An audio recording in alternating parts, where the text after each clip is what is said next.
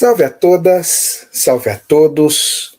14 de julho de 2026, nós vamos dar continuidade às gravações.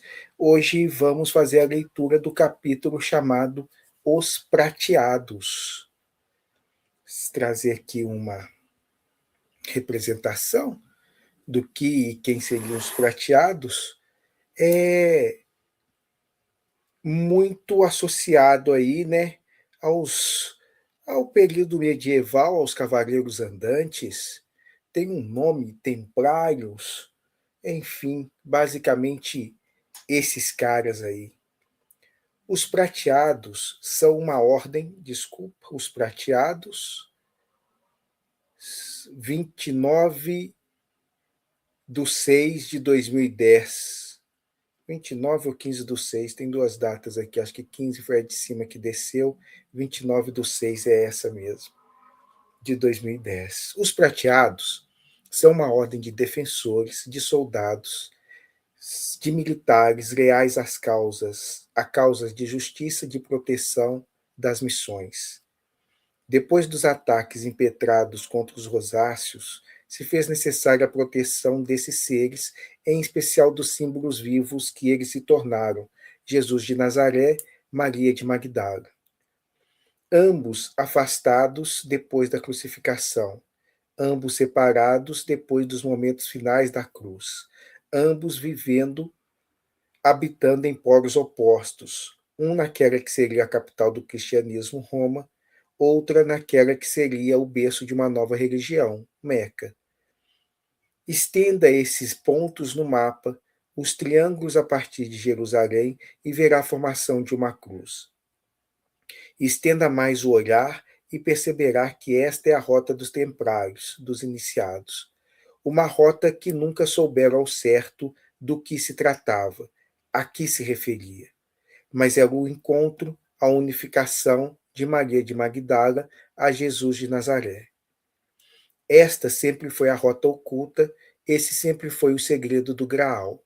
Mas como dizer que Jesus viveu depois da crucificação? Que Maria de Magdala nunca foi a puta arrependida que a transformaram, e sim a representante do cálice sagrado.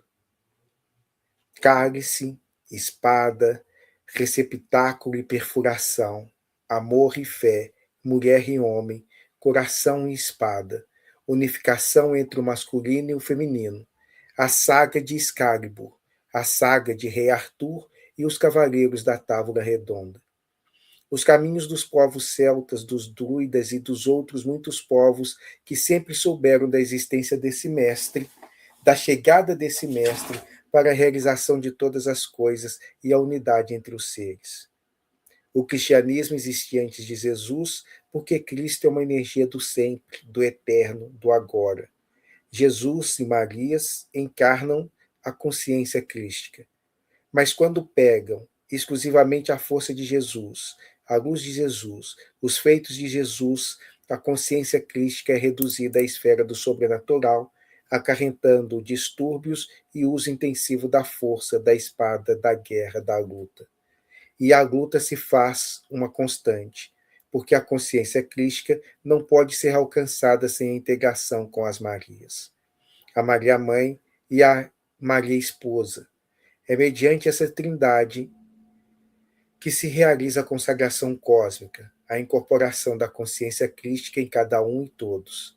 É mediante essa conscientização que se espalha pelo ar para todos a sensação de divindade, de que tudo é possível, o alargamento do chakra cardíaco, possibilitando todo tipo de cura, de superação. Mas uma força de separatividade foi crescendo, tomando conta. O medo da perseguição fez com que deixássemos por muito tempo a visão histórica sufocada, e por ela foi se criando símbolos. Mas esses símbolos apontavam diretamente para uma realidade que não poderia ser dita, aclarada, sem ônus ainda para a maioria, para maiores, sem ônus ainda maiores para todos. Os reis sempre temerão o poder crístico. Os poderosos nunca souberam aceitar e acatar um poder que procedesse de uma instância mais profunda, menos mundana, mais transcendental que o seu poder. É por esse viés que cavaleiros juraram proteger a rosa. É por esse viés que cavaleiros prateados juraram guardar os segredos do grau. Os segredos de uma linhagem divina que chegaria ao poder temporal mais dia menos dia. Enquanto isso, redes de comunicação eram efetivadas. Uma rede de comunicação tida como simbólica por aqueles que não conheciam símbolos. Para os que os conheciam, era algo concreto, claro, direto, e a Roma, e a Jerusalém, e a Meca, que ainda nem era Meca. A meta era triangular informações, repassar informações entre os mais diversos líderes dos conselhos. Era organizar uma estrutura que se fazia clara, visível, ao mesmo tempo em que se articulava uma outra, visível e clara apenas para os iniciados. Na verdade, apenas para quem se iniciasse. São os prateados com suas armaduras reluzentes que protegem esse segredo. São eles que mais tarde também descobriram que nada disso era simbólico e farão a guerra santa. Matarão os irmãos em nome de despojos, de relíquias, de tesouros que não estavam lá. Estranho é o viés do poder. Em um primeiro momento, quando os mestres estão vivos e encarnados, eles entendem as comunicações como sendo simbólicas. Em um segundo momento, quando o que só resta e permanece são despojos, ossadas, eles desejam tomá-las para eles como que resgatando um sentido mágico que foi perdido. Estranha a vida, estranhos acordos, estranhas concepções. No entanto, os homens prateados, símbolos da força da terra, protegeram esses conhecimentos e esses estandartes de cair em mãos erradas. Os prateados protegeram os segredos dos rosáceos e agora amparam a nova terra para que ela revele, retome, repasse todos esses conhecimentos. Os prateados são os cadeados da grade cristalina. São eles que liberam os conhecimentos para que os rosáceos os acessem e os liberem. Os prateados são os guardiões da terra. Em todos os momentos que foram convocados, eles souberam fazer silêncio, acompanhar seus protegidos, velar por eles, estar com eles sem que fossem percebidos ou chamassem atenção. Os prateados são os que mais próximos podemos chamar de anjos protetores, de anjos guardiões. Vivem uma vida interdimensional. Vivem aqui, ali, lá. Alguns não sabem disso e se viam apenas templários. Sim, o eram. Mas muitos são anjos e trabalharam como anjos. Abraçaram, carregaram, enxugaram as lágrimas dos rosáceos quando eles acharam que tudo estava perdido. Quando acharam que estavam sós, em verdade, os prateados os estavam alinhando-os, levando cartas, esperanças de uns para os outros, afirmando que não estavam sós, que a hora e o tempo deles chegariam, voltariam. E esse tempo chegou. Esse tempo é agora. Mais do que nunca estão protegidos para recontarem a história que foi apagada e esquecida. Mais do que nunca podem declarar o que viram, o que ouviram. Podem agora relembrar as vidas em Avalon. Mais do que brumas do tempo, são experiências interdimensionais. As provas dessas e outras vidas estão gravadas nas histórias dos povos dizimados pelo cristianismo. Assim, celtas, druidas, maias, incas, astecas, hopis, coptas e tantos outros povos contam essa história. Tem essa história para ser contada. A história da consciência crística antes de Jesus e as Marias. A história da mesma consciência crística durante a presença das Marias e de Jesus. A história dessa consciência crística agora, neste tempo, nesta época. São essas lembranças que colocará a Terra no século XXI. Ainda estamos realizando uma transição. Siga a cruz e veja o seu movimento astrológico no céu. Perceberá que os tempos entre elas se movem de forma diferente. Alguns não saíram dos anos 400 a.C. Outros voltaram ao século 13 depois de Cristo. Mas o movimento da cruz ainda não se fez século XXI, atual e, por conseguinte, as sombras dessas distorções lança o mundo nas trevas. O movimento dessa cruz pelo tempo e espaço, enfim, pela consciência, é papel e função de cada uma de uma outra ordem de seres, os índigos, que faremos a leitura daqui a pouco para dialogar com outro capítulo, mas é basicamente essa ideia dos prateados, os caras que são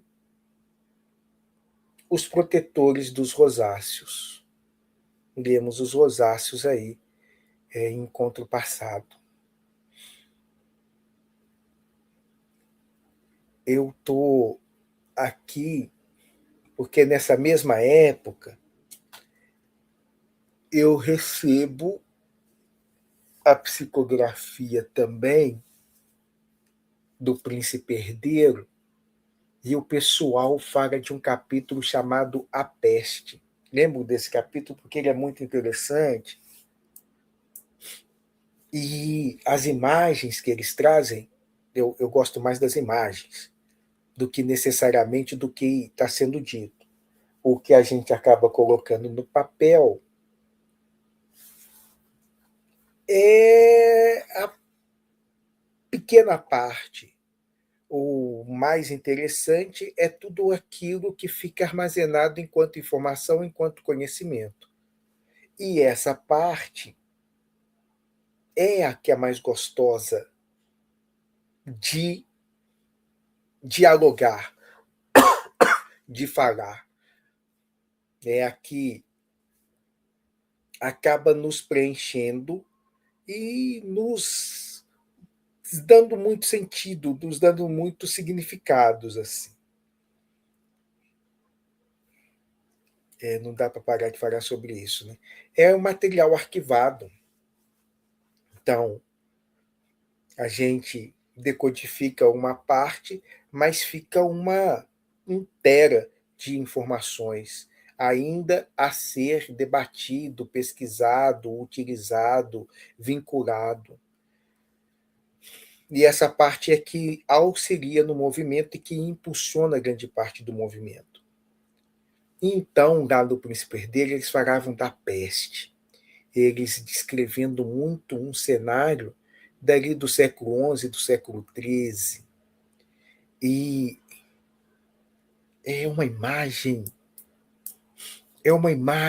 muito apocalíptica, porque ela dialoga muito com o século XX, a transição do século XX para o século XXI, 1999, anos 2000, e depois esse 2012, um marco temporal que quebra uma linearidade. Você vê as coisas andando numa direção e, de repente, ganha um outro sentido, uma outra direção. E ali, quando eles falavam desse capítulo que eles chamam A Peste, eles trazem a Terra sendo envolvida por um manto muito escuro, com ratazanas mesmo, as ratazanas ali fazendo uma representação concreta de uma energia muito nefasta, muito maligna, muito sombria. E como tudo isso nos envolveu. A gente lê a Idade Média como sendo a Idade das Trevas, mas muito pelo contrário. A gente estava vivenciando ali na Idade Média momentos de descoberta, de florescimentos, de encontros, essas rotas que os caras estão aqui falando, dos muçulmanos interagindo cada vez mais com os povos europeus, a iminência de descobertas de outros povos como a América, tudo isso acontecendo até que de repente a gente entra naquilo, na Inquisição, na queimar pessoas vivas. O nosso grau de consciência que estava se expandindo, caminhando para algo mais luminoso, de repente é recrudescido para aquelas coisas da Idade das Trevas. Mais tarde veio o Iluminismo, bem mais tarde, mas esse iluminismo, esse renascentismo, já estava muito próximo antes da gente permitir que estas forças ganhasse e corrompesse as estruturas do sagrado e depois do cotidiano. A gente continuou vendo movimentos mais locais ao redor do mundo. A gente viu Viena do século XIX, um berço filosófico, artístico, cultural, econômico, e de repente se transforma ali quase numa capital do Reich, aquelas transformações malucas. A gente viu isso acontecendo com Teherã, o mundo persa, com os Khomeines. Né? Você tinha uma sociedade aberta, culturalmente livre, cientificamente avançada, e de repente tá lá as mulheres andando de burca. Esse de repente é que é o interessante, porque é esse de repente aqui que as coisas fazem um retrocesso espantoso, assustador. Brasil nos anos 50. De repente estamos aí vivenciando ditadura militar, com o povo torturando o outro. E assim em toda a América Latina. E aí, então, na psicografia da obra, ele ia mostrando esse movimento da peste. É uma. Os profetas, né? Os profetas, pelo menos lá no Apocalipse, eles fazem essas descrições mesmo como sendo chaga de gafanhotos voando, porque é algo muito naquilo, um som muito horrível de devoração, de devorando. É aquele som metálico que a gente escuta de metrô ou de veículos antes das colisões, é uma coisa assim estridente e associado a imagens muito catastróficas, muito explosivas. Mas o movimento é como se fosse uma sombra que fosse avançando, uma escuridão que fosse envolvendo pessoas, estados, países, nações, e de repente a gente estaria vivenciando ostracismos, obscurantismos, coisas malucas, como estamos vivenciando de novo. Temos esse momento novamente, essas forças, todas as vezes que há um movimento de expansão de consciência, na qual elas são deslocadas dos seus lugares, as adorações, os cultos, as explorações vão perdendo sentido e eles se alimentam justamente disso, a peste aparece e nos traz para degraus abaixo da onde estávamos consciencialmente. Vamos ver como é que a gente vai fazer dessa vez.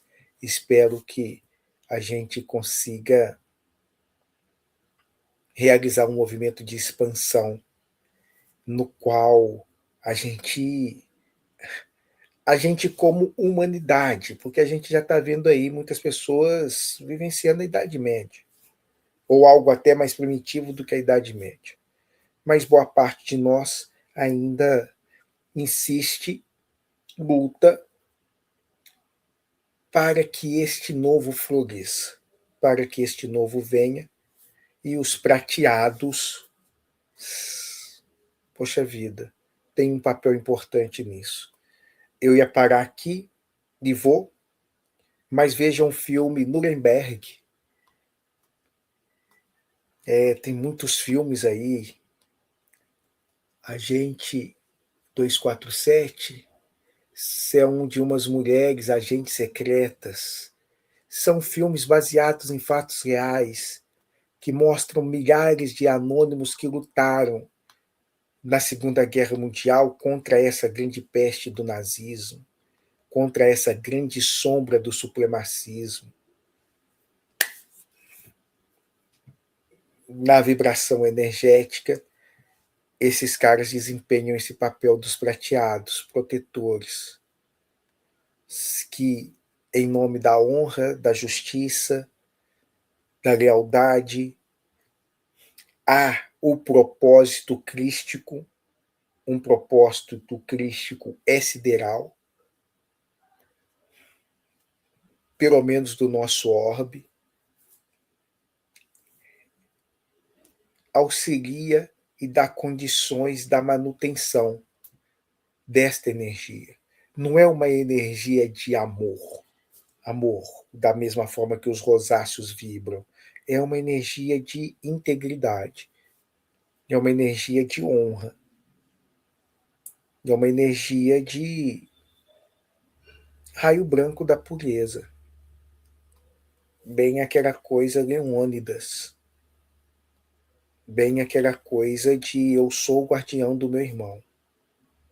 Bom, paro aqui, vou fazer a leitura dos índicos e vamos prosseguindo. Beijo em todos.